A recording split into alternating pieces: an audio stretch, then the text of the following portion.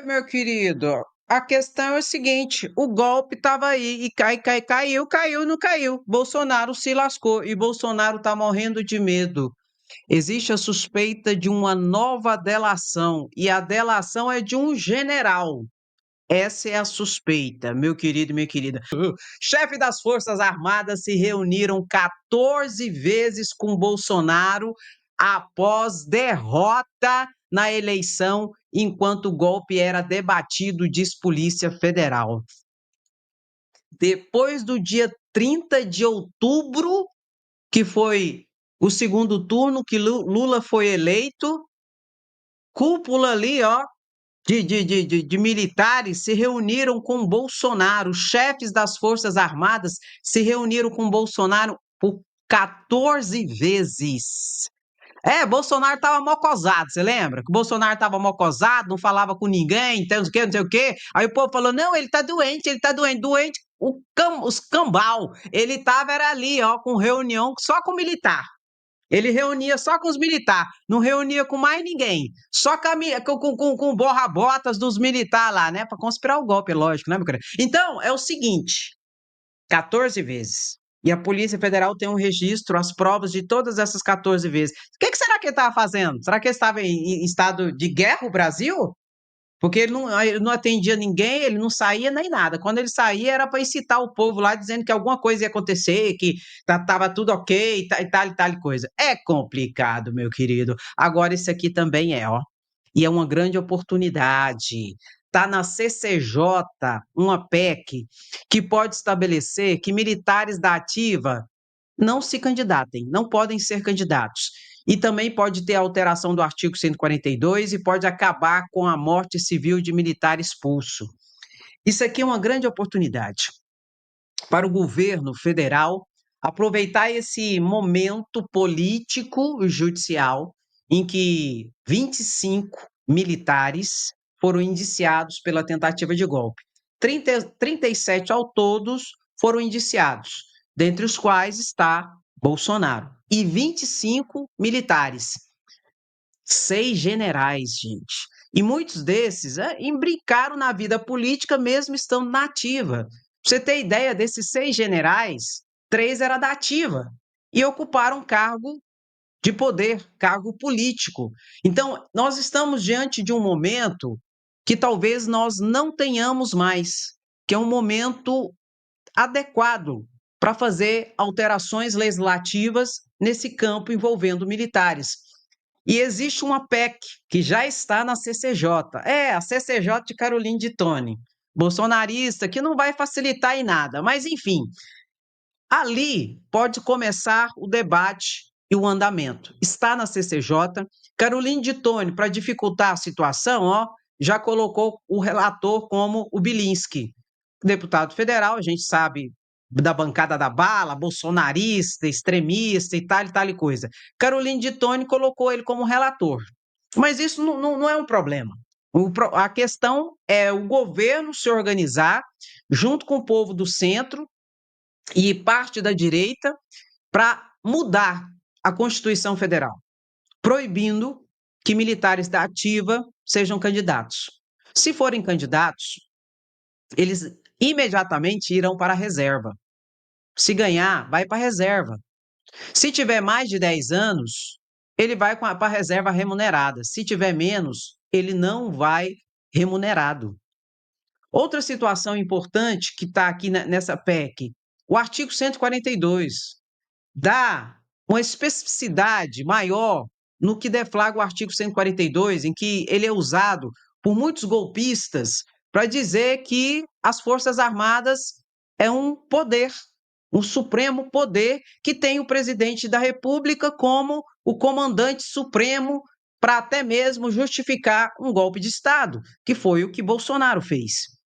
Então tem que dar uma especificidade para explicar o que é isso legalmente. Já existem interpretações do próprio Supremo que diz que não é isso, não tem nada a ver com o quarto poder, as Forças Armadas, não é nada dessa patifaria que eles inventam. Mas é necessário talvez colocar ali no documento da Constituição para ficar mais claro ainda. Então é uma excelente oportunidade. Mas a oportunidade melhor, na minha humilde opinião,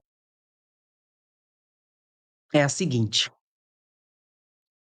no artigo 99 do Código Militar, está lá que o oficial que aprontar, ele pode ser expulso das Forças Armadas. E ele, se aprontar, ele deve ser expulso das Forças Armadas. Só que ele fica com a mamatinha. Ele fica como morto-vivo para efeito de dinheiro. Ele vai ser expulso, é expulso, mas aí o cônjuge dele, a família dele, continua recebendo o salário dele. Uai, aí tá fácil demais, velho. Aí, na verdade, ele ganha um prêmio diante dessa situação. Ele pega, é expulso porque aprontou o militar, o tenente, o coronel, o major, o general, é expulso, mas aí a família, o cônjuge, continua recebendo o salário dele. Isso não existe, gente. Aí isso é uma mamatinha que não dá. Então é uma oportunidade para mudar isso também. E está nessa PEC. A CCJ vai tentar sabotar, notadamente Caroline de Tone, que já colocou o Bilinski para ser o relator. Mas não interessa, ele pode fazer o relatório contra tudo isso que eu estou a dizer, só para causar dissabor entre o governo e os militares e tentar bagunçar. Mas o que vale é a articulação do governo para aprovar na CCJ e aprovar no plenário e assim dar andamento para essa situação. E vou dizer uma coisa para vocês: se o governo não aproveitar agora e essa oportunidade, não terá outra. É esse momento. Aí tem gente que fala: ah, André, mas vai ficar parecendo que é revanchismo, que é não sei o quê, não sei o quê. Não interessa o que vão achar. O importante é que é o momento. E se perder o time, acabou. Não terá outro momento. É agora que tem que aprovar isso. Inclusive, a cúpula militar não está contra. Estrito Centro não está contra. Diante de toda essa situação relacionada ao golpismo e tudo, o Múcio ali tá fazendo esse meio de campo para ter esse apoio e até mesmo acordo. Agora, eu vou dizer uma coisa para vocês, gente. Fala sério. Tem gente aí que vai ser condenada pela tentativa de golpe. Tem gente aí que vai perder a farda, vai ser expulso. E mesmo assim, a família vai continuar recebendo o salário de 30 mil, 40 mil. Uai, que punição que é essa, gente? Não dá, entendeu? Então é uma oportunidade de mudar isso e essa situação está na CCJ de Caroline de Tone, que eles vão tentar ali barrar, mas pode ser a melhor oportunidade que o governo já teve, viu? Olha aqui, meu querido, essa aqui é uma novidade. Sabe o tio França, o terrorista? Tio França, terrorista aqui, ó, que tentou explodir o Supremo Tribunal Federal? A Polícia Federal já encontrou mais de 2.000, olha aqui, ó, mais de 2.000 áudios no celular do tio França. Ele não apagava. Ele não apagava nada, o tio França, os áudios. Tem fotos deles com vários, tem deputado, senador aqui, essa foto é lá, do celular dele. Foto com Deltan Dallagnol, áudios e tudo. E a polícia agora está fazendo a perícia em todos esses áudios para saber o seguinte: a polícia quer saber se alguém incentivou o tio França no ato de terror dele. Será que ele foi incentivado? Será que ele foi conduzido, levado a tentar explodir o Supremo Tribunal Federal? A polícia tem 2.000 áudios para fazer a perícia em relação ao tio França aqui. Eu posso dizer uma coisa para vocês: eu acredito que tem deputado, senador que deve estar com medo dessa perícia da Polícia Federal, porque ele frequentava muito o Congresso Nacional e ele ia nos gabinetes, adivinha de quem? Ah, você já sabe, de deputados e senadores bolsonaristas. Então, se a polícia encontrar qualquer diálogo com qualquer situação que fique caracterizado incitação ao crime, esse deputado e esse senador vai responder por isso ali junto com o tio França, o terrorista, que foi encontrar com o capeta diante daquilo que ele tentou fazer. E essa investigação será muito importante e acredito que reveladora. 2.000 áudios é muita coisa. O celular dele tinha uma capacidade muito grande, né, gente? Para caber 2.000 áudios, pelo amor de Deus. E outra situação, saiu a perícia da Polícia Federal em conjunto com a Polícia Civil e com a Polícia do DF, gente, militar. A perícia derrubou todas essas teorias de conspiração dos bolsonaristas aí, deflagrada inclusive por Flávio Bolsonaro, senador, e por Eduardo Girão, no Senado, as teorias de que ele teria levado um tiro. A polícia terminou ali a perícia e disse que não houve qualquer perfuração por bala no corpo dele, não tinha isso, que ele morreu em decorrência da explosão na cabeça, que explodiu a cabeça dele, parte da cabeça dele foi explodida quando ele colocou a bomba. Então, essa teoria de conspiração aí, dizendo que a polícia de Alexandre de Moraes atirou primeiro no pobre coitado lascado do tio França, que ele é um coitado, que ele não é terrorista, que ele é uma vítima, não sei o quê, caiu por terra. Já era ridícula demais essa teoria, mas essa teoria foi deflagrada por Flávio Bolsonaro, lá de dentro da comissão do Senado, junto com Eduardo Girão, que ele teria levado um tiro, que ele caiu e a bomba caiu atrás da cabeça dele, que não foi ele que pôs a bomba atrás dele, não. Isso tudo para eles jogar a teoria de conspiração de que ele era um pobre coitado lascado, que ele não era terrorista, que não ia se suicidar e que foi morto pela polícia de Alexandre de Moraes. Então, caiu por terra essa situação. Agora, é claro que eu sempre digo para vocês que cada um acredita no que quer. E se tem uma coisa que essa galera é bolsonarista, negacionista, que adora uma mentira, uma fofoca, uma teoria de conspiração e toda aquela situação. Para quê? Para colocar os fatos trocados. Para se fazerem de vítima, de pobre, coitado, lascado, perseguido pela ditadura comunista de Alexandre de Moraes e que não fizeram nada no verão passado, que são vítimas de todo o processo. E a gente sabe que não é isso. Então, assim, ó. Agora, se você acredita nisso, você vai me desculpar. Aí realmente, quando chama essa galera extremista, mas, né, de gado, aí realmente, porque o gado ele é tocado, ele não raciocina, ele é tocado e vai levado. E outra coisa, eu falei isso inclusive numa live, especialmente, contra fatos, não existe argumentos, contra provas, não dá. Mas esse povo negou até a vacina, negou até a Covid-19, esperar o que deles? Eles negam até a própria mãe, se brincar. Então, meu querido, pelo amor de Deus, bota, bota, bota, vai se lascar e toca, toca, toca o gadinho, meu querido e minha querida. Olha aqui, meu querido. Suspeita de delação de general em inquérito de golpe deixa bolsonaristas e militares em pânico. Existe a suspeita de que um general também fez delação. Polícia Federal diz que não, mas tudo está sob sigilo. E ela não é obrigada a dizer, enquanto o sigilo não for quebrado nessa situação. As delações, a delação de Mauro Cid está sob sigilo. Oh, meu pai, será que alguém fez delação, gente? Porque aqui tá os 6 generais que foram indiciados. E o general Freire Gomes que disse não para tentativa de golpe. Aqui, ó. Tem o general Laércio, que está no cantinho escondido. Tem o general Braga Neto. O general Braga Neto tá lascado. General Estevão Teófilo, esse aí de microfone, ó, que disse que estava junto, bastava Bolsonaro assinar o documento. Tem o general aí atrás de óculos também, ó, Sérgio Nogueira, que foi inclusive ministro da Defesa de Bolsonaro.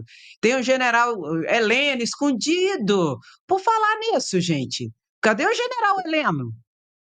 O general Heleno tá sumido. O que foi que ele tá sumido, gente? Minha avó já dizia, quando a pessoa some, pode desconfiar. Será, gente? Ah, não, não, imagina.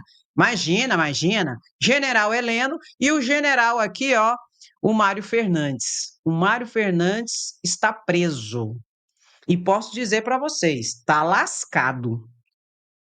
tanta prova que a polícia tem no relatório contra o general Mário Fernandes e que ele estava ali, ó, dentro do grupo mais radical. Por exemplo, a polícia encontrou toda a situação do planejamento do assassinato de Lula, de Geraldo Alckmin e de Alexandre de Moraes, tudo ali tendo como cabeça exatamente o general Mário Fernandes. Será que algum deles fez delação? Existe essa suspeita aí nos bastidores, tá? E tem também aqui, ó, aqui em cima, o general Freire Gomes, que foi exatamente o general que deu a barrada, que disse para Bolsonaro: se você continuar com essa história de golpe, eu vou te mandar prender, eu vou ter que te dar ordem de prisão. Será que foi ele? Não, mas não foi ele, sabe por quê? Por que que não foi ele? Porque ele não precisa de delação. Ele não é suspeito, ele não foi indiciado, pelo contrário, pelo que tudo indica, ele que segurou a senha golpista dos militares e disse não. Então ele não precisa fazer delação. Quem precisa fazer delação é aquele que precisa de um benefício para tentar diminuir a gravidade da sua situação perante a justiça. E desses, dois principais que vão precisar rebolar para tentar diminuir a sua responsabilização. Quem são esses dois, Andréia? General Mário Fernandes e também General Mário Fernandes, que era secretário da Presidência da República de Bolsonaro, e o General Braga Neto, que foi ministro da Casa Civil de Bolsonaro. Esses dois são os que estão mais complicados, digamos assim. Será que fizeram delação? Ou é só conversa para boi dormir? Bota sua opinião aí que eu quero saber. Eu sei de uma coisa. Diante do relatório da Polícia Federal, não tem para onde correr, não, gente. General Heleno, General Braga Neto, especialmente, e General, por exemplo, o Mário Fernandes, não tem para onde correr. Ou eles tentam melhorar a situação deles de alguma forma, ou eles estão lascados total, porque são muitas provas. E eu sempre falo para vocês, provas documentais, provas materiais, irrefutáveis, documentos, áudios, que você pode falar assim, não fui eu. Aí faz a perícia fala, foi ele que escreveu, a voz é dele, não tem jeito de derrubar, entendeu? Então, nós vamos ver qual que vai ser as cenas dos próximos capítulos. O que que eu acho? Eu acho é pouco, meu lindo e minha linda. Por quê? Por quê? Porque a gente quer justiça, pelo amor de Deus. E falar nisso, cadê Gonê? Gonê já está com relatório, já pediu acesso para Alexandre de Moraes a todo tipo de inquérito e situação e prova que tiver relacionada a Bolsonaro e sua organização criminosa. Já pediu tudo isso. Ele já pediu acesso ao inquérito das milícias digitais, especificamente, diz que vai fazer o cruzamento de tudo. Vai pegar tudo. Quem? Paulo Gonet, junto com outros procuradores que vão fazer toda a análise da investigação e do relatório da Polícia Federal. E eu já vou dizer para você, não tem jeito de Bolsonaro sair fora e fugir disso.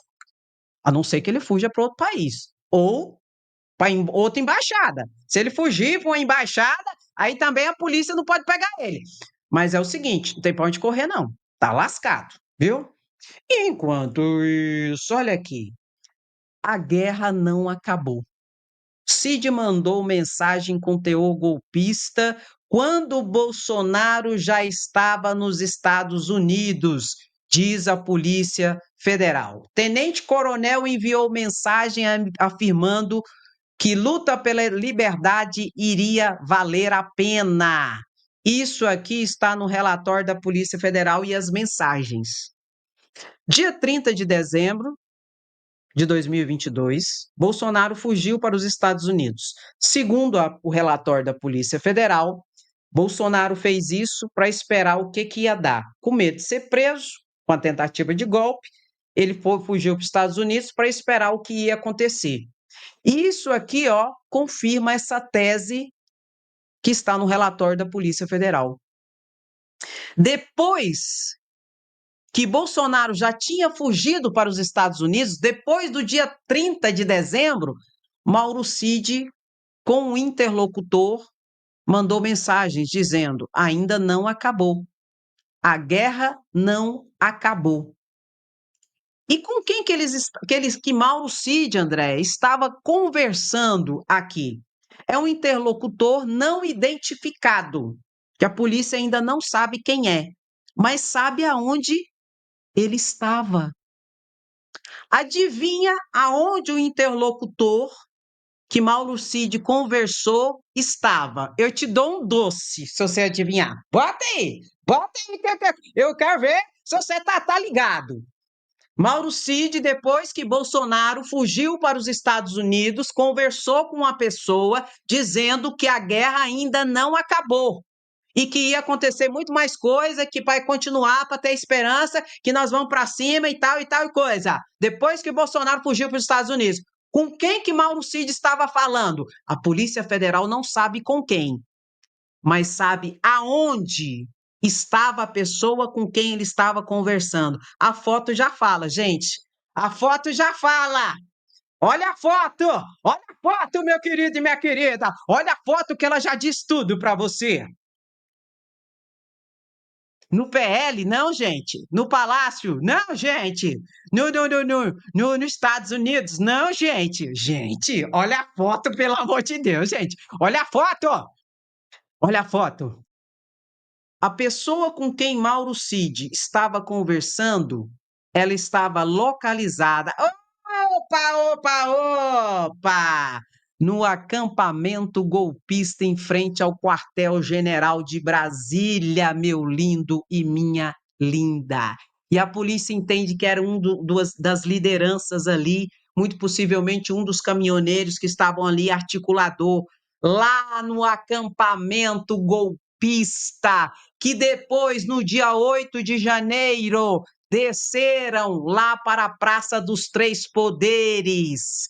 Por isso que a Polícia Federal entendeu no seu relatório que o 8 de janeiro foi uma sequência e uma consequência da trama golpista. Bolsonaro se garantiu para não ser preso, porque sabia que ocorreu o 8 de janeiro, foi para os Estados Unidos e continuou nos grupos e tudo mais a conversa de que, como Mauro Cid falou, a guerra não acabou. E a pessoa com quem Mauro Cid estava conversando, que ainda não é identificada, mas a polícia sabia pelo rastreamento da conversa onde estava onde? No acampamento golpista que desceu no dia 8 de janeiro para o ataque à sede dos Três Poderes. Aqui está a conexão. E tem várias outras conversas. Isso aqui é só um tico-tico. A guerra não acabou. Bota, vão se lascar. Toca no like. E fala assim pro gadinho que estiver chorando na live. Deixa de ser besta. Falar nisso, eles estão sumidos, né? A galera deu uma sumida assim. Será que foi? Não tem, né? Não tem como falar mais, né? Tava no acampamento. É isso mesmo, meu lindo e minha linda. Olha aqui.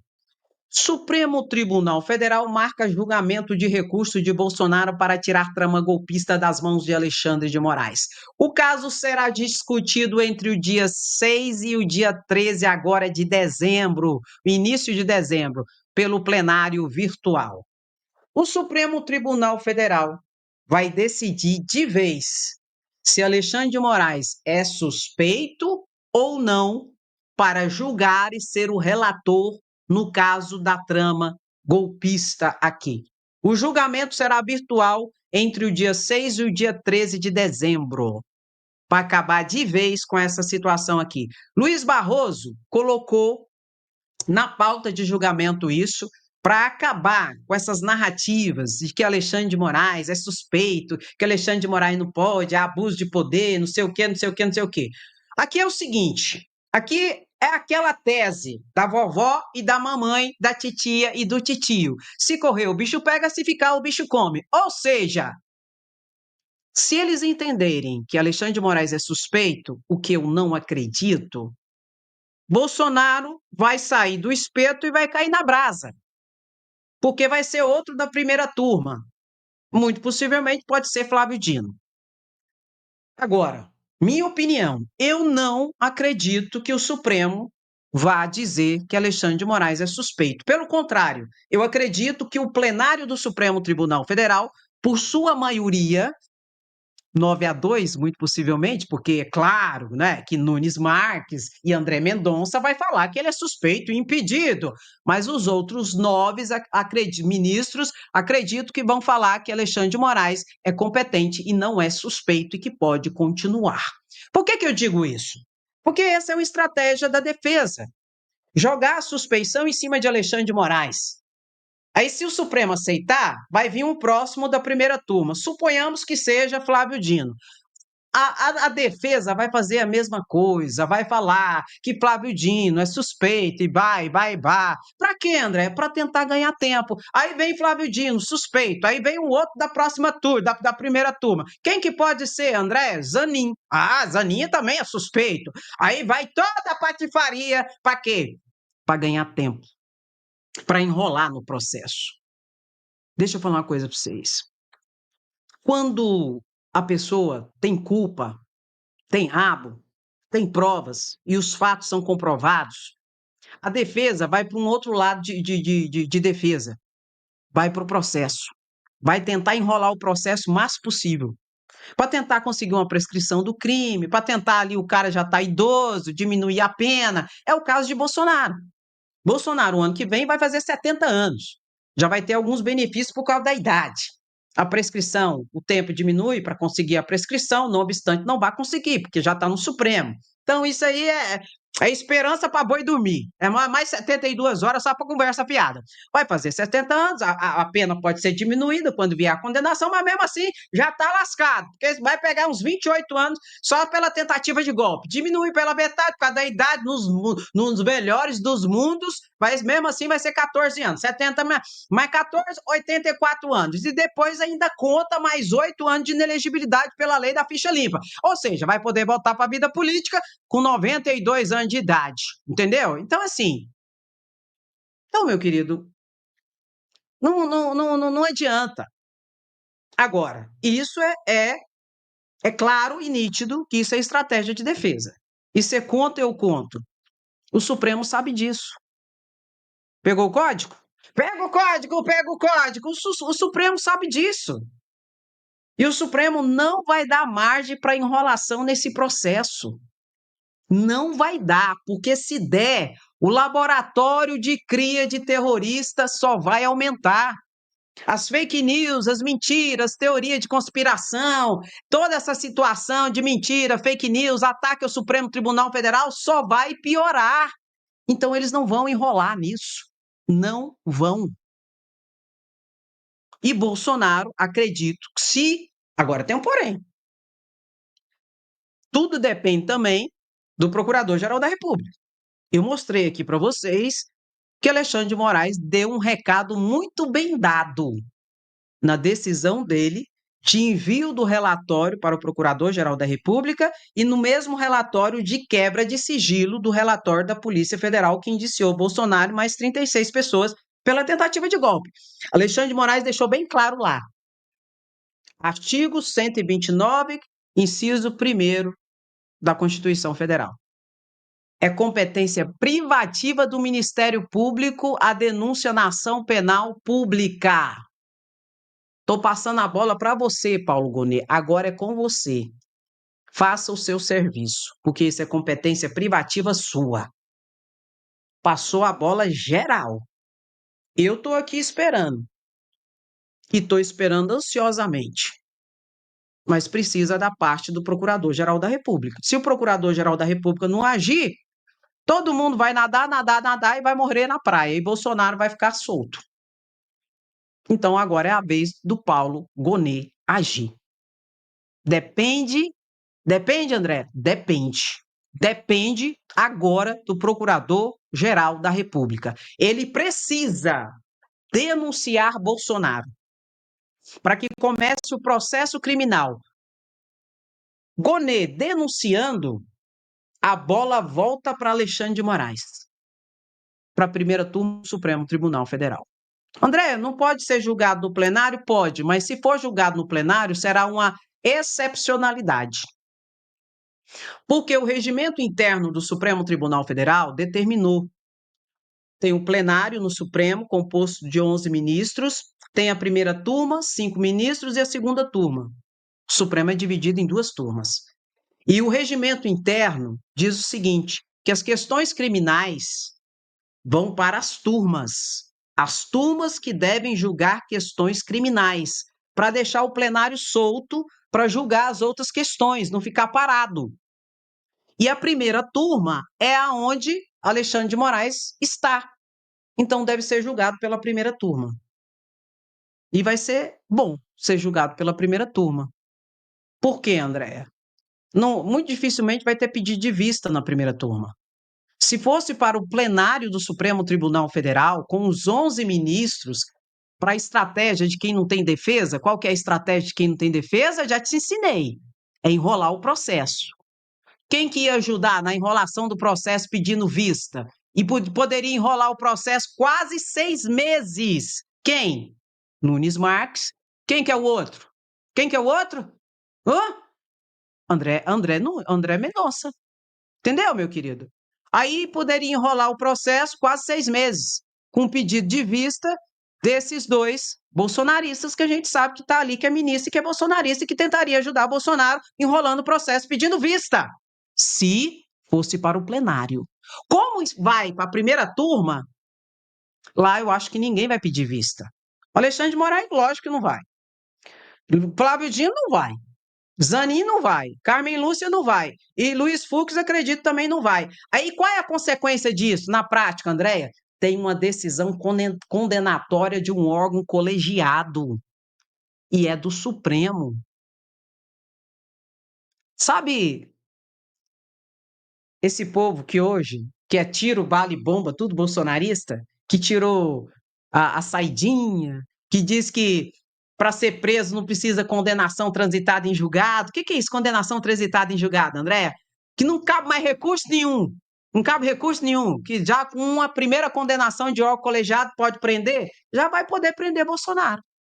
E isso pode ocorrer aonde? Se o Procurador-Geral da República fizer a denúncia, digamos, no início de março, vamos pôr no início de março, vai passar o recesso do início do ano, vai vir em fevereiro, aí tem um carnaval, aí entra de recesso de novo. Vamos pôr março. No início de março, o Procurador-Geral da República faz a denúncia. Já em março, o Supremo já recebe a denúncia e já começa o processo. Abril, junho, pode estar tendo ali já uma decisão. E tem que começar de cima para baixo. Do cabeça para baixo. É, André? É. Tem que começar do mais grave para o menos grave. E o mais grave é o cabeça. É quem, segundo a Polícia Federal, tinha o total domínio do fato, atuou, executou e agiu para toda a situação da tentativa de golpe, que era o líder Bolsonaro. Aí nós já vamos ter uma decisão. Já pode botar o crocodilo na jaula. Entendeu, meu querido? Então isso é importante. E agora depende de quem? De Paulo Gonet.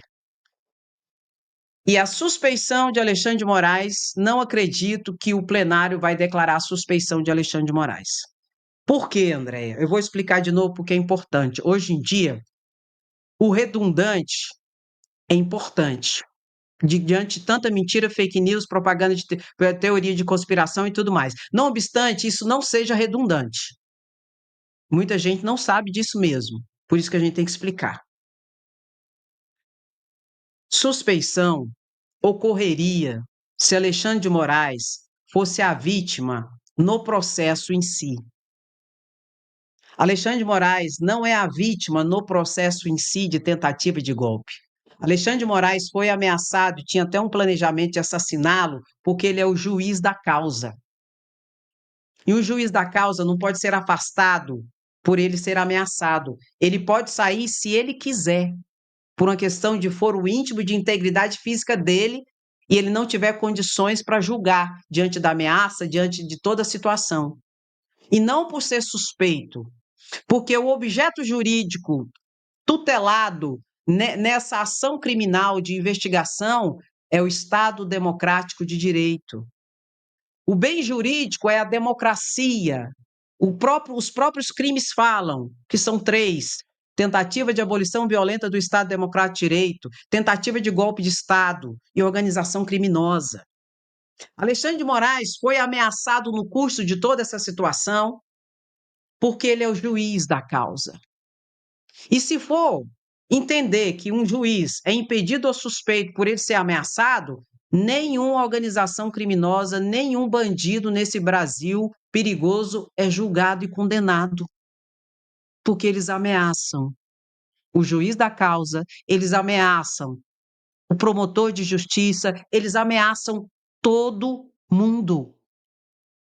E se isso tornar um juiz suspeito ou impedido, isso é o quê? Um presente, um prêmio para o bandido que ameaça o juiz exatamente porque não quer ser julgado e condenado.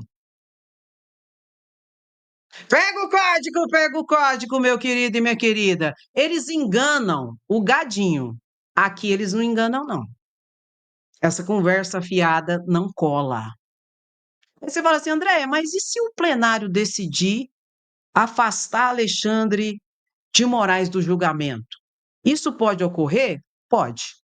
Mas não será uma decisão jurídica, será uma decisão política.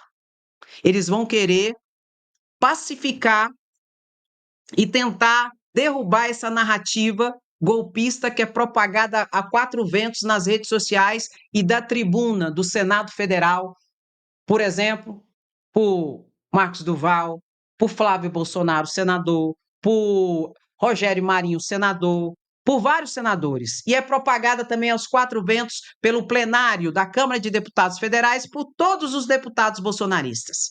Vai ser para derrubar essa tese, só que será um grande erro do Supremo Tribunal Federal se eles fizerem isso. Se eles cederem a essa situação por uma questão política, será um erro tremendo do Supremo Tribunal Federal. Por quê? Porque eles não vão parar. O próximo que foi indicado como relator da primeira turma, seja quem for, seja Flávio Dino, seja Cristiano Zanin, seja Carmen Lúcia, seja quem for, eles vão arguir a mesma coisa. É suspeito e é impedido. Por quê? Porque eles não querem julgamento, eles querem enrolar o processo. Por isso que eu digo e repito, eu não acredito que o plenário vá cair nessa armadilha, porque isso é armadilha de defesa. De defesa no campo processual. Por quê, André? Porque não tem defesa no campo material. Defesa dos fatos. Aí o que se faz? Ataca o processo, ataca a forma. Para quê? Ganhar tempo, enrolar o processo. Que o diga, por exemplo, o Fernando Collor de Mello, gente. Fernando Collor de Mello, cara, já foi condenado, já tinha que estar na cadeia. Sabe por que ele não está? Porque o Supremo está aceitando recursos como é que é? Protelatórios. Recursos protelatórios. Está caindo na armadilha da defesa. Que como não tem a defesa no campo material dos fatos e das provas, vão jogar no campo do processo. E está caindo. A defesa do Fernando Collor de Mello está passando o mel no bigode do gato. E eu vou falar uma coisa para vocês, com o Bolsonaro não vai acontecer isso, não. Por quê? Por quê? Por quê, Andréia? Porque não se trata de gato. Se trata de crocodilo que está com a boca aberta para acabar e explodir literalmente o Supremo Tribunal Federal. Só por isso.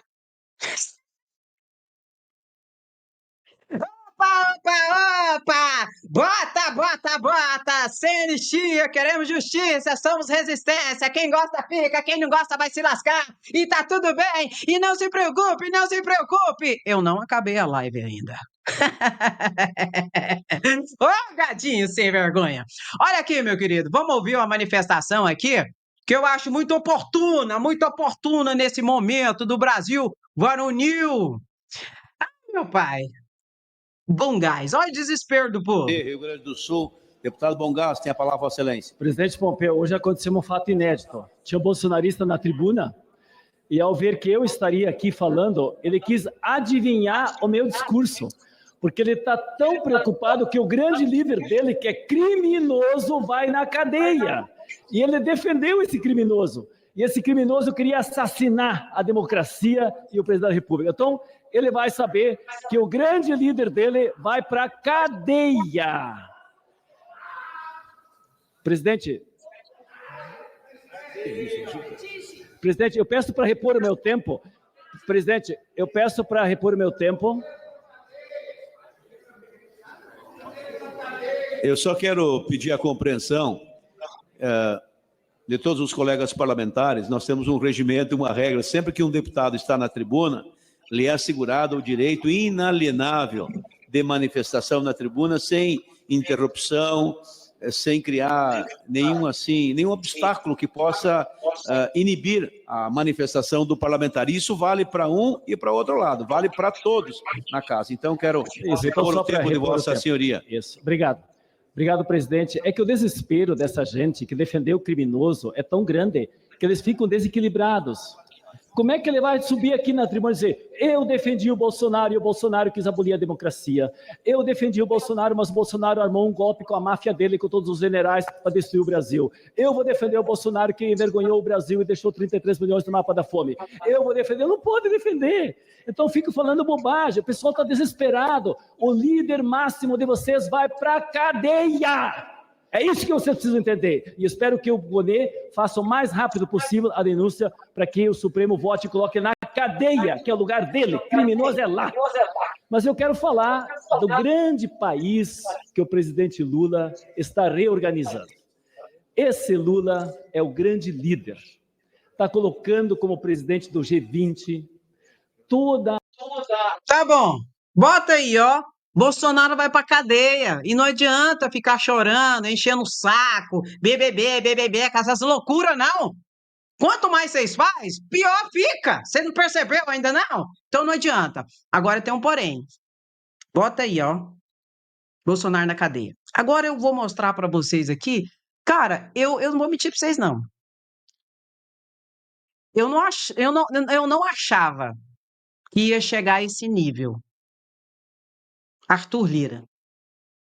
Eu, sinceramente, eu não achava que Lira ia chegar a esse nível.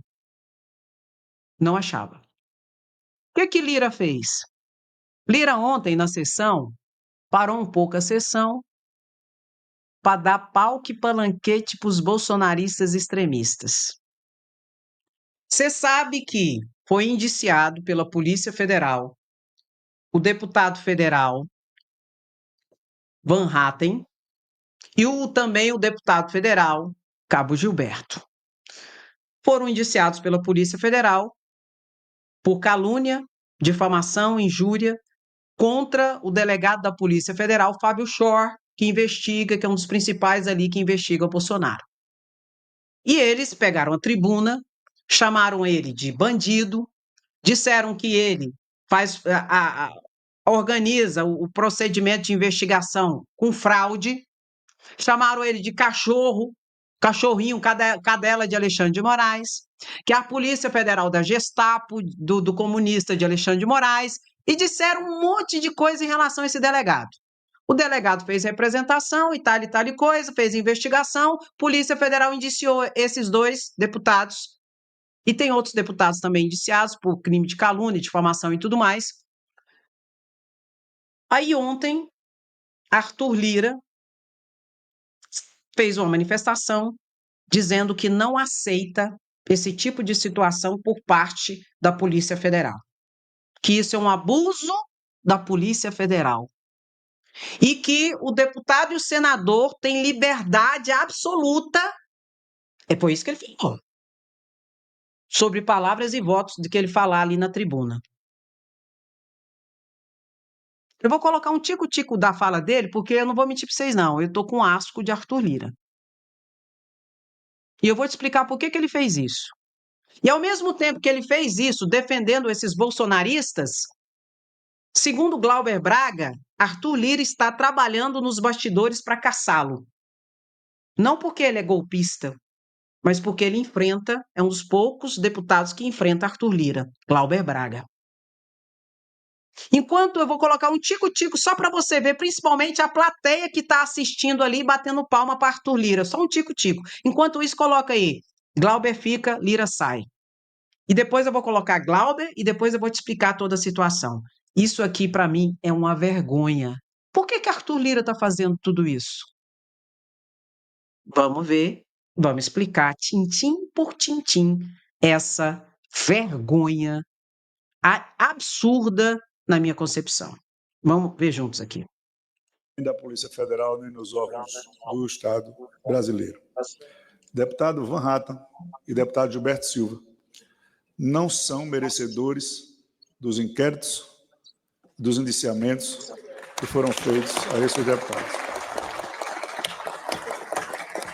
É com grande preocupação que observamos recentes investidas da Polícia Federal para investigar parlamentares por discursos proferidos em tribuna. Volto a frisar.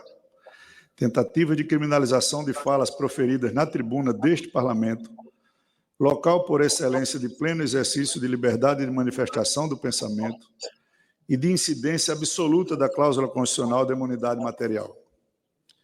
Não se pode cessear o direito fundamental ao debate. Chega. Eu não vou deixar mais porque ele está desinformando. Lira está desinformando a população brasileira e está passando pano para golpista, na minha opinião. E ele não poderia fazer o que ele fez ontem. Na minha opinião, ele está fazendo isso porque ele está desesperado, notadamente com o lançamento da candidatura do pastor, deputado federal pastor Henrique Vieira, para concorrer contra o seu candidato, o candidato de Arthur Lira, à sucessão da presidência da Câmara de Deputados Federais, Hugo Mota, cujas eleições é entre os deputados que votam no início do ano que vem, depois do recesso, para a sucessão da presidência da Câmara. E Arthur Lira precisa dos votos do PL para garantir a vitória do seu candidato à sucessão da presidência da Câmara. Porque os investigados por essas situações, todos do PL, bolsonaristas e extremistas. É por isso que ele está fazendo isso. E ele está desinformando a população brasileira com esse tipo de postura e até é um assinte à Polícia Federal, à própria Suprema Corte e à Constituição. Porque, não obstante o artigo 53 da Constituição Federal estabeleça que o deputado e o senador têm ampla liberdade na manifestação do seu pensamento no que tange a palavras, a opiniões e votos, isso não significa escudo para o cometimento de crimes.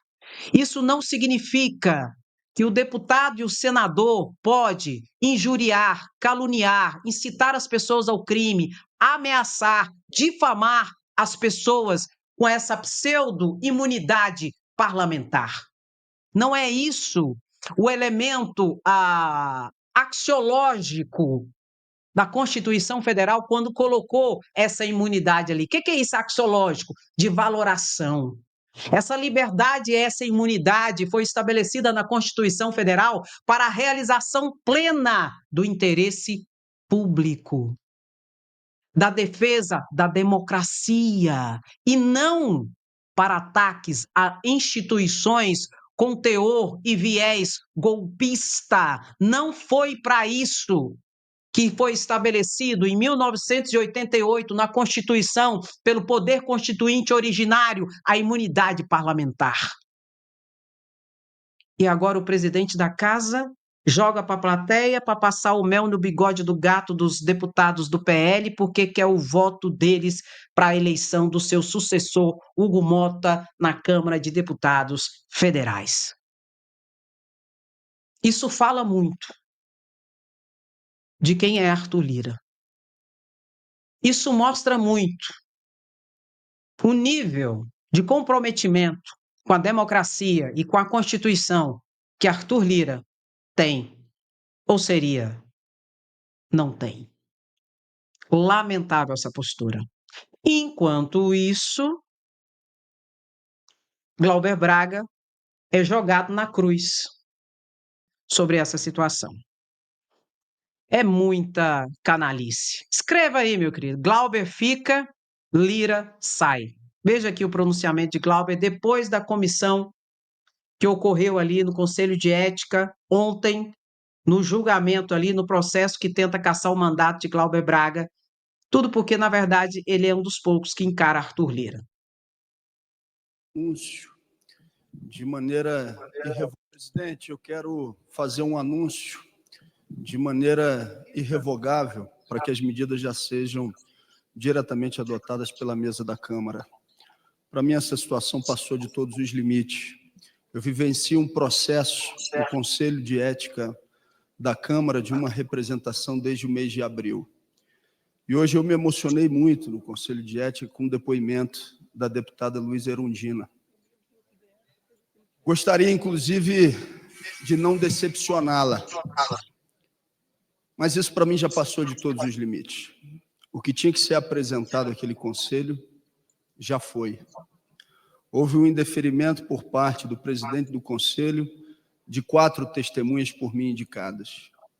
O que eu venho dizer hoje aqui, presidente, ao senhor, aos demais parlamentares e às pessoas que estão assistindo essa sessão, é que eu estou abrindo mão de todas as testemunhas que ainda tinha para serem ouvidas no Conselho de Ética da Câmara. O processo, então, passa a estar, a partir desse momento, apto a julgamento imediato pelo Conselho de Ética. E já estou aqui dizendo publicamente também que não vou recorrer à Comissão de Constituição e Justiça. Votado o processo no Conselho de Ética, ele pode imediatamente, então, vir ao plenário da Câmara para sua deliberação. O relator tem agora tudo à sua disposição para que esse julgamento seja feito. Hoje, depois de me emocionar muito com o depoimento da deputada Luísa Erundina, hoje minha mãe faz 76 anos, minha mãe que eu perdi no mês de maio, e eu não consegui me segurar quando ela citou minha mãe no Conselho de Ética.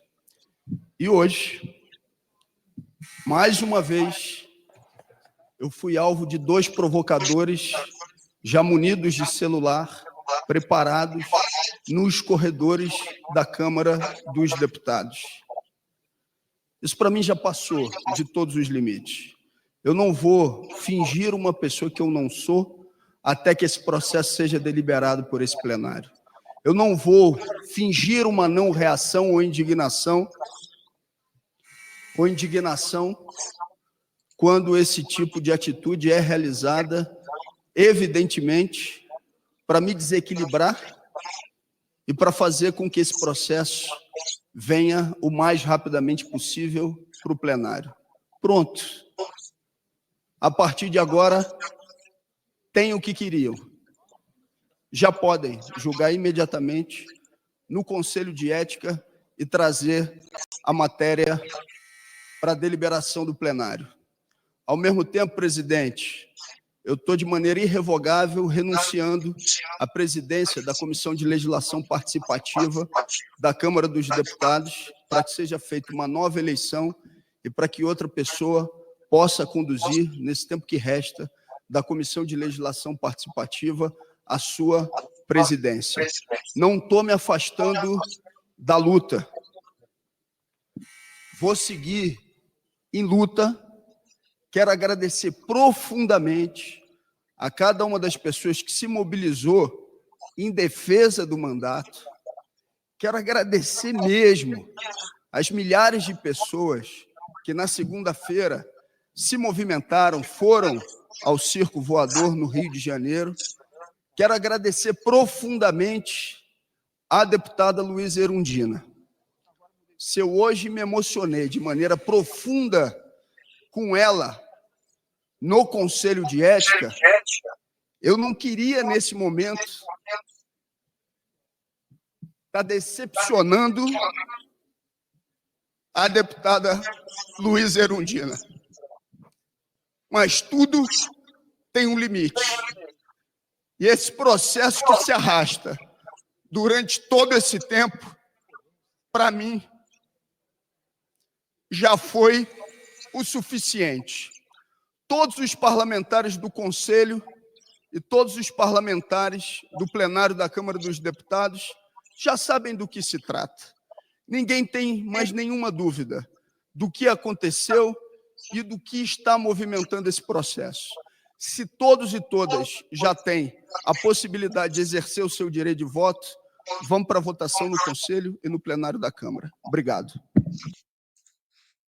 Está aí o desabafo do deputado federal Glauber Braga. Enquanto Arthur Lira passa pano para deputados bolsonaristas que atacam o policial federal, delegado da Polícia Federal, Fábio Schor, porque é um dos principais que investiga e que indicia e que indiciou Bolsonaro, estão ali a caça às bruxas, tentando achar um bode expiatório em cima de Glauber Braga. Só que eu vou falar para vocês, se caçarem Glauber Braga, será um grande tiro no pé. Glauber Braga, se for caçado, vai ser um grande tiro no pé.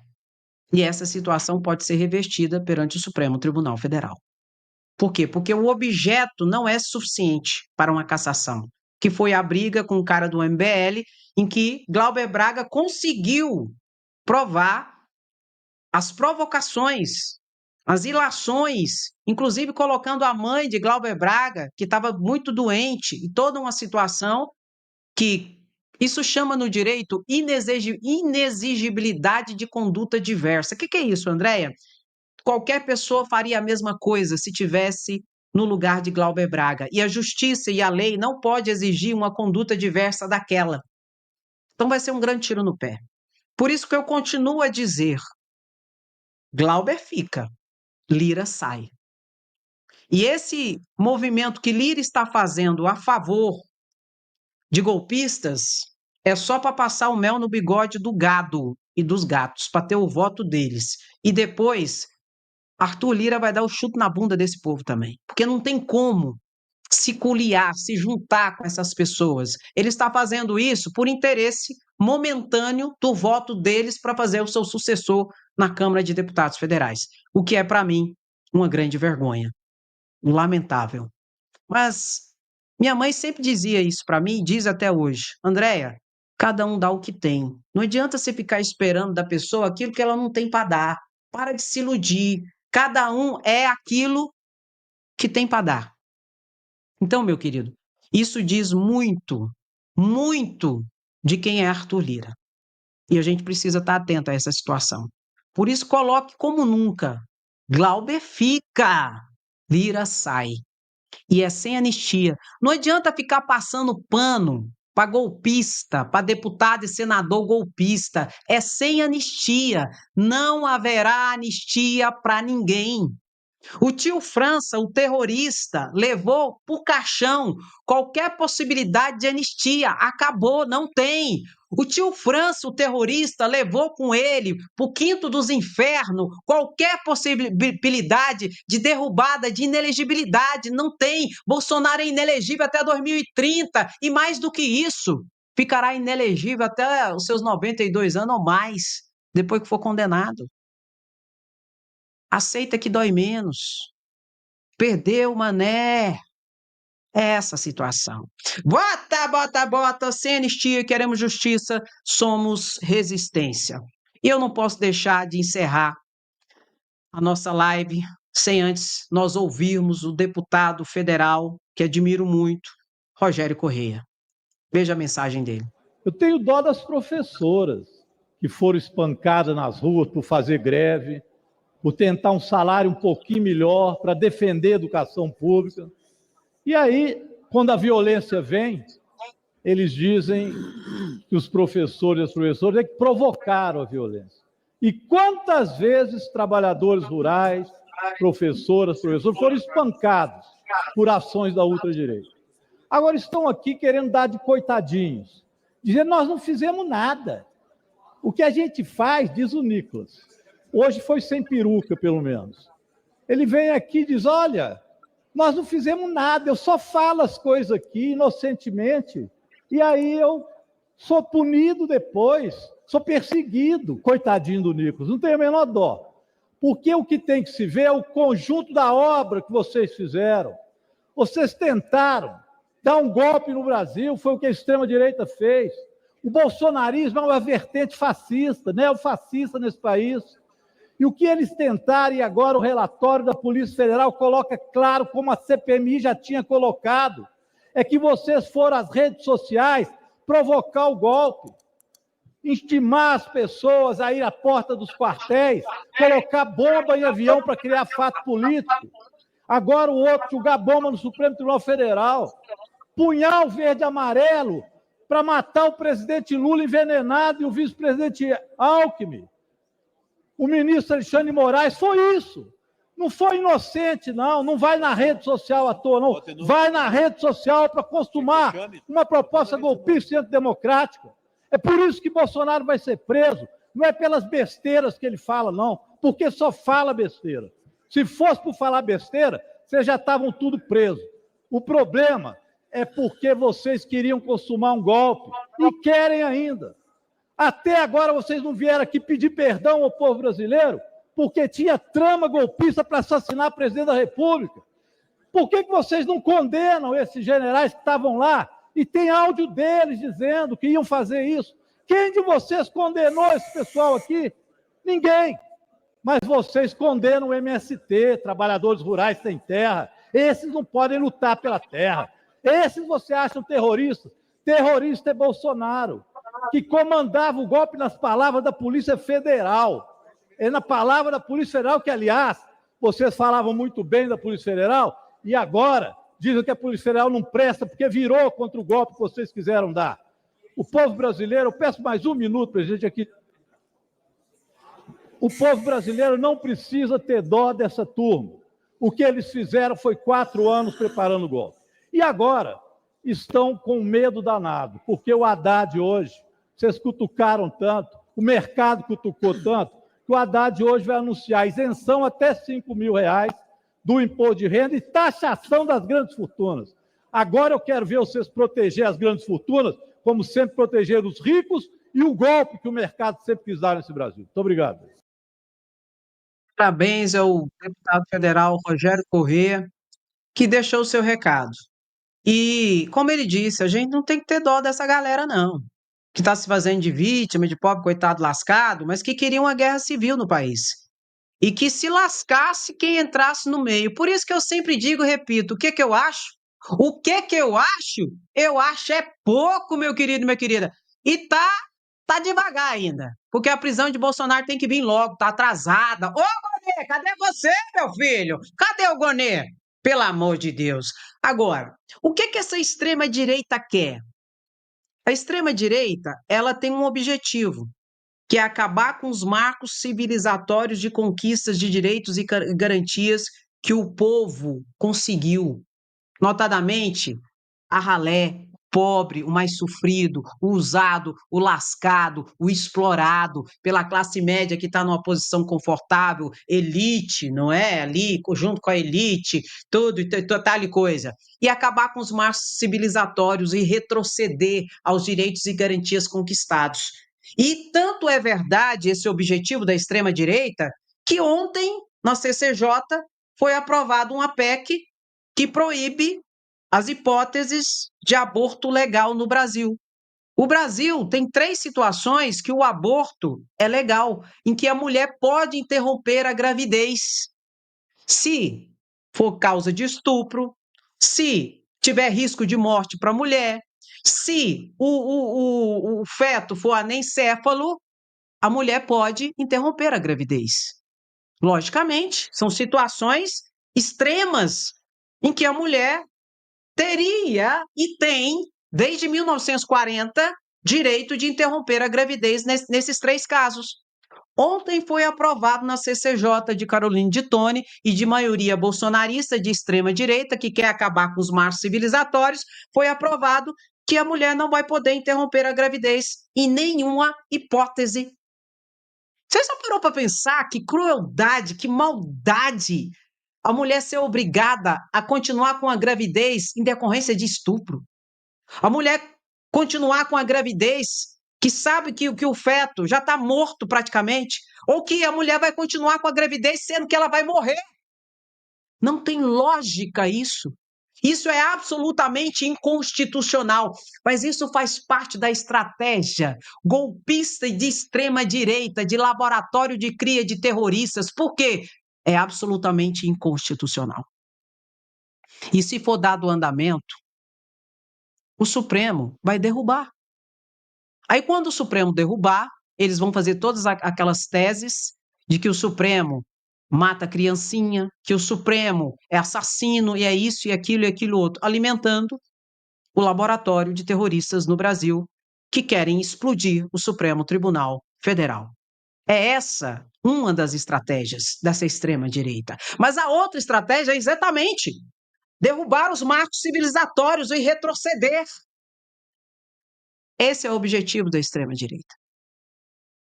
Foi aprovado na CCJ, tem que ir para uma outra comissão, ser aprovado na outra comissão, e ir para o plenário, sendo aprovado no plenário, vai ter que ir para o Senado, no Senado passar nas comissões e aprovado no plenário. E não vai. Não vai ter essa tramitação com aprovações em tudo. Não vai. Primeiro porque é absolutamente inconstitucional. André, mas por que está andando lá na CCJ? Primeiro porque Arthur Lira deixou. Ó o melzinho no bigode do gato do PL, para ter os votos dele. Arthur Lira deixou. Arthur Lira está desesperado, meu querido.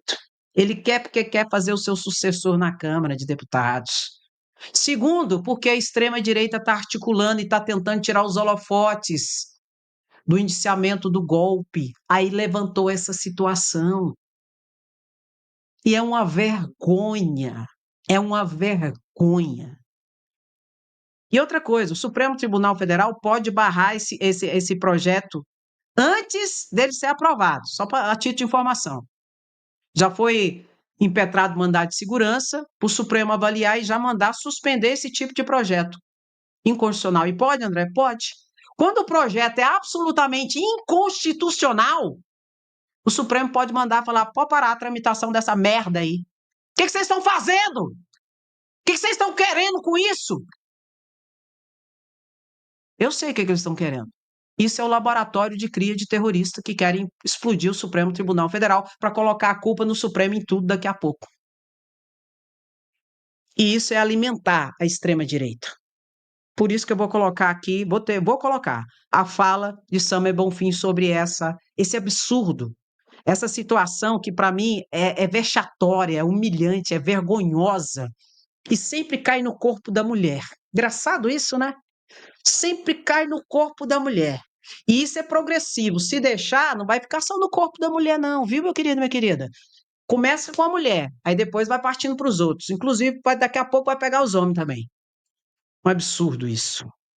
Esses dias eu pude ver uma das deputadas aqui da nossa CCJ carregando aquela clássica imagem do bonequinho do feto como uma forma de chacota, de humilhação, muito provavelmente para querer chocar, espantar, constranger as mulheres que são contrárias a essa PEC.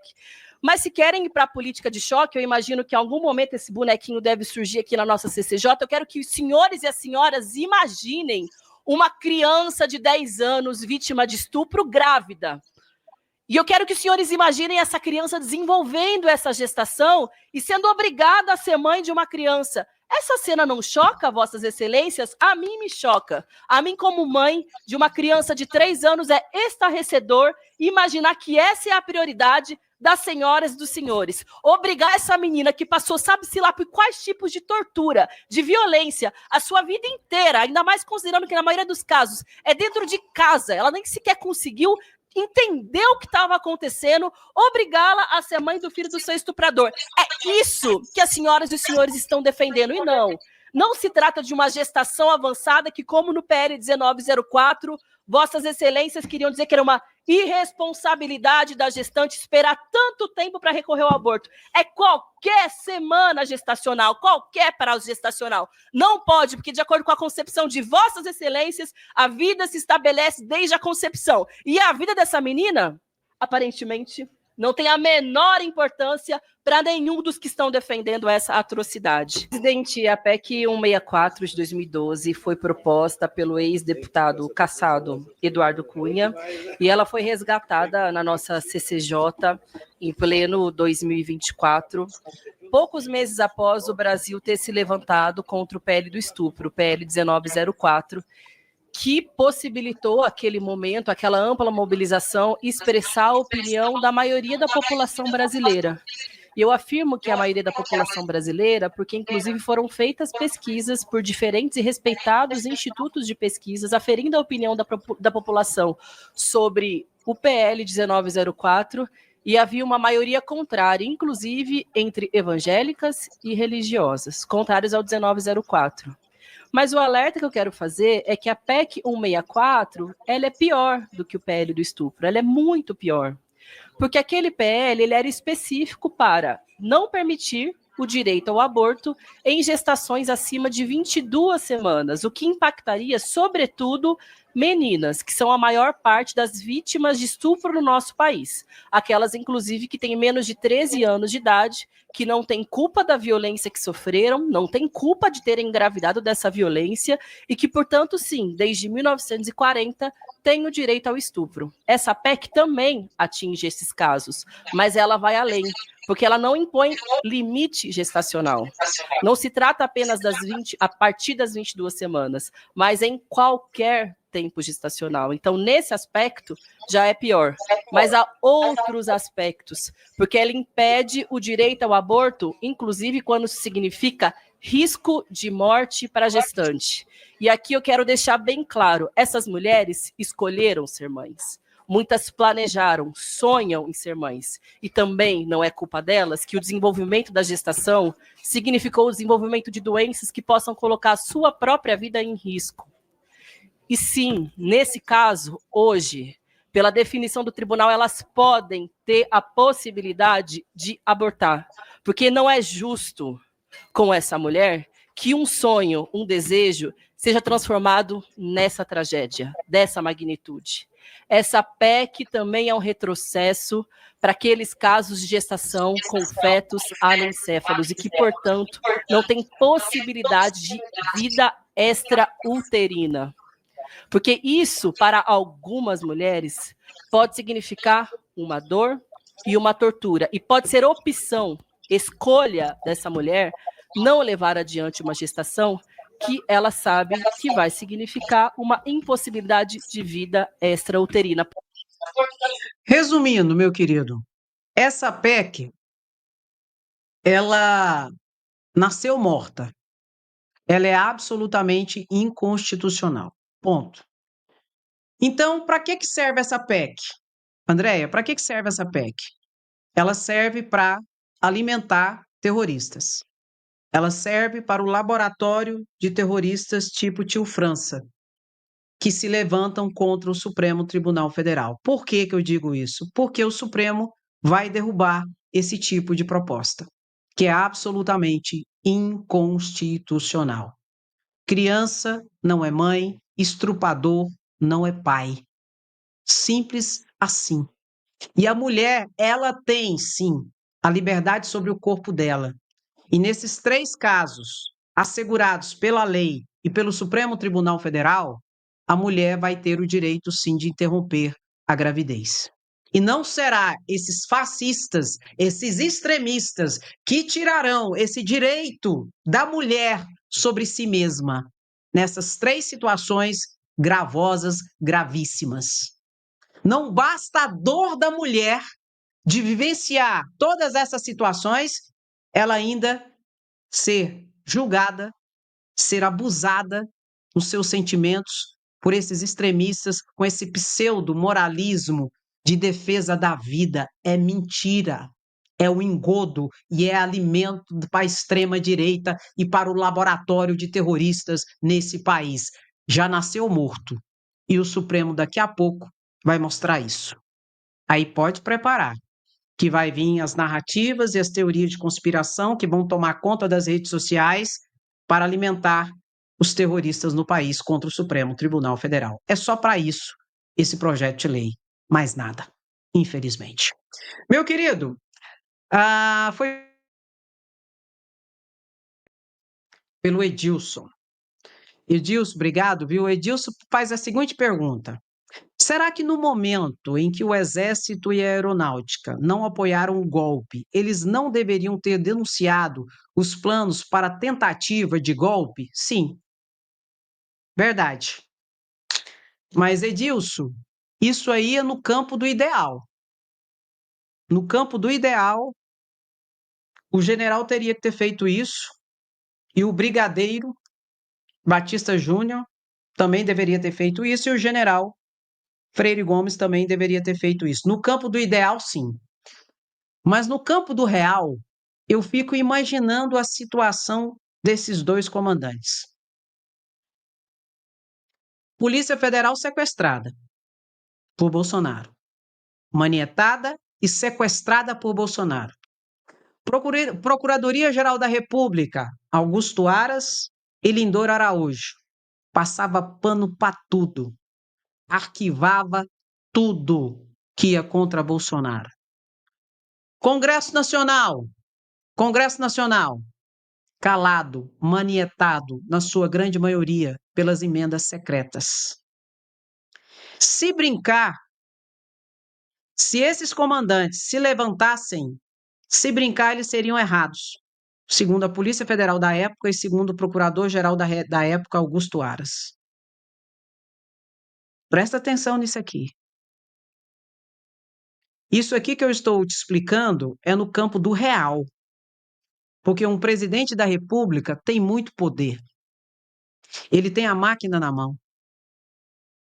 E nesse contexto do golpismo, ele tinha parte das Forças Armadas na mão também. Tanto que 6 generais, 3 da ativa, foram indiciados pela Polícia Federal pela tentativa de golpe. E ontem eu falei sobre isso. Se 25 militares da alta cúpula, dentre os quais 6 generais foram indiciados, isso significa dizer que tem muito mais militares golpistas que estão hoje na ativa, trabalhando escondidinhos hoje na moita. Se 25 forem indiciados, 3 generais da ativa, um almirante, tem muito mais gente envolvida e que está na ativa nos bastidores e nos corredores. Eu acredito que Freire Gomes e Batista Júnior fizeram aquilo que dava para eles fazerem para se manterem em segurança. Porque até conversa de acabar com eles tinha entre militares golpistas. Até conversa disso tinha. Então eu acredito que eles fizeram aquilo que foi possível dentro desse contexto. Eles iam se socorrer a quem?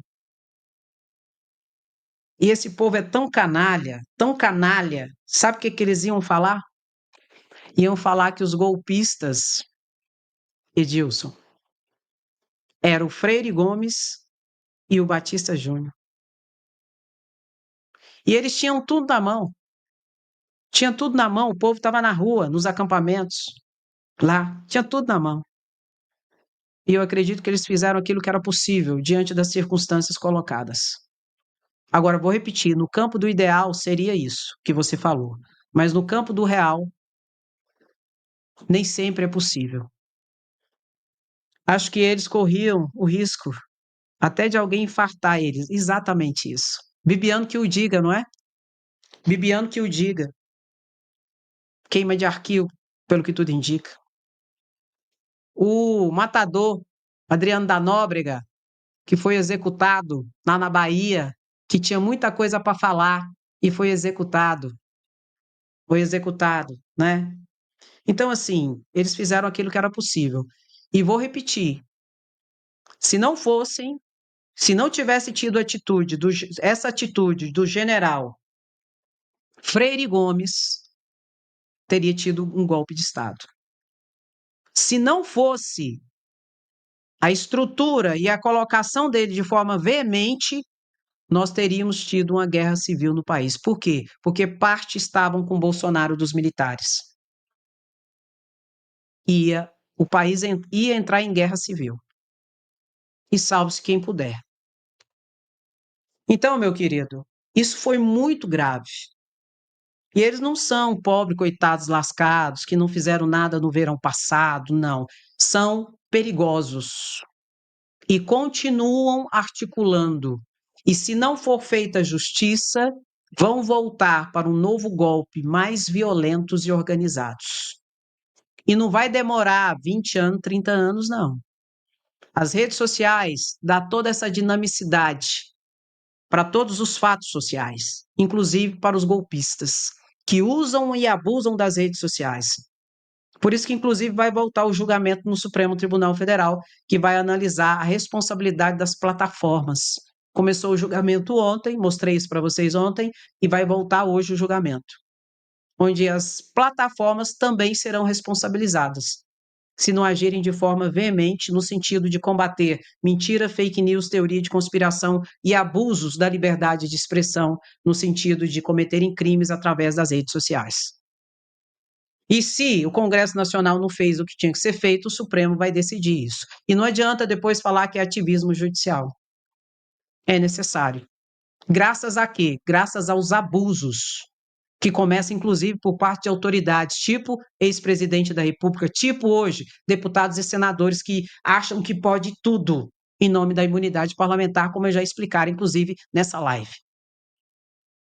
Então, tudo isso são medidas que são necessárias para barrar o crocodilo e colocá-lo na jaula, porque senão ele vai destruir a nossa democracia. Viu, meu querido? Por isso que aqui nós é assim. Quem gosta fica, quem não gosta vai se lascar e não se preocupe, porque eu tô aqui de volta daqui a pouco, às 12h30 de novo, e às 16h30 de novo, e pronto, e acabou, meu querido, minha querida. Quem gosta fica, quem gosta curte, quem gosta comenta. Quem não gosta, Andréia? Quem não gosta vai se lascar e tá tudo bem. Agora, eu preciso necessariamente do seu like. Quando você curte, o YouTube indica a live para mais pessoas. E a gente precisa alcançar mais pessoas com informações corretas. Não com essa loucura aí, de loucura, de extremismo, Não! Mas para isso você tem que curtir a live, porque assim o YouTube indica para mais pessoas. Se você não curte a live, se você não comenta, o YouTube não indica. E pronto, acabou. Entendeu, meu querido? Então curte, comenta, compartilha. Escreva, sem anistia, queremos justiça, somos resistência. Glauber fica, Lira sai. Criança não é mãe, estuprador não é pai. Sem anistia, Bolsonaro na cadeia, Gonê, cadê você? Porque aqui, do jeito que vai, volta. E aqui não, jacaré. E pronto, acabou. E Gadinho chorando na live, vai se lascar, senta e aprende. Recupera a sanidade. Oh, meu querido, minha querida, eu quero agradecer a sua paciência, a sua resistência, tamo junto sempre. Meu querido, muito obrigado, beijo no seu coração, até a próxima live, se cuida. Ei, já curtiu? Não curtiu? Não acredito não, você é gadinho, né? Você é gadinho, por isso você não curtiu? Não, então tá tudo bem. Você eu entendo, porque, né, tem problema e tal, mas tá bom. Beijo no seu coração, até a próxima live, se cuida. Tchau, tchau.